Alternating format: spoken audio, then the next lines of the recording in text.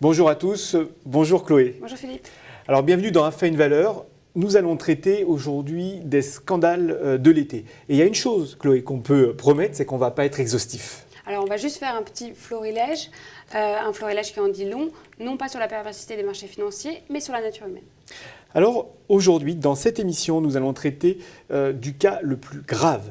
C'est le cas de la banque portugaise, de la banque du Saint-Esprit en français dans le texte, la Banco Espírito Santo, ou on appelle aussi BES, et on l'appellera BES pour aller plus vite, qui a subi un assaut de mauvaises nouvelles. Et surtout, simplement le redressement judiciaire de son principal actionnaire, le groupe ESFG, qui a déclaré ne plus être capable de rembourser ses dettes. Oui, et il faut ajouter à cela la mise en examen de son PDG, Ricardo Salgado.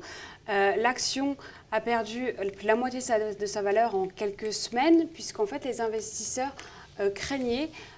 redoutaient une perte de 2 à 3 milliards d'euros. En effet, et là, mauvaise surprise, au moment où la BES a annoncé ses pertes, c'était au-delà de cette prévision, puisqu'elle a annoncé une perte de 3,58 milliards d'euros.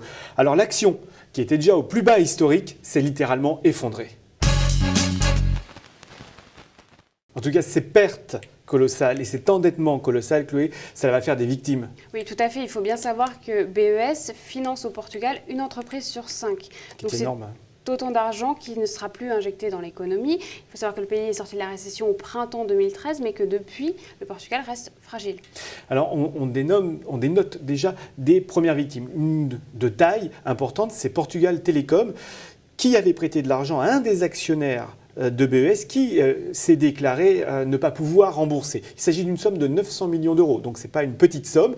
Le problème, c'est que Portugal Télécom était en pourparlers de mariage avec le Brésilien Oi.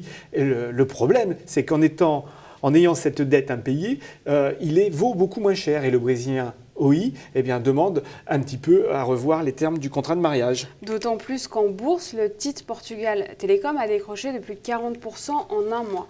Et Portugal Télécom n'est pas la seule victime, il y en a eu d'autres. Oui, il y en a une bien connue en France, mais dans une moindre mesure, il faut dire, c'est le Crédit Agricole, tout simplement parce que la banque verte est actionnaire à près de 15% dans le capital de la banque portugaise. Et tout à fait, le Crédit Agricole a publié il y a quelques jours ses résultats semestriels. Il a fait état d'un bénéfice net en recul de 49,1% au deuxième trimestre. Et pour effacer les pertes dues à BES, justement, son résultat a été impacté de plus de 700 millions d'euros. En tout cas, je pense qu'on va reparler longtemps encore de BES. Chloé, merci. Quant à nous, on se retrouve pour un prochain Un fait et une valeur et aussi sans doute une prochaine affaire.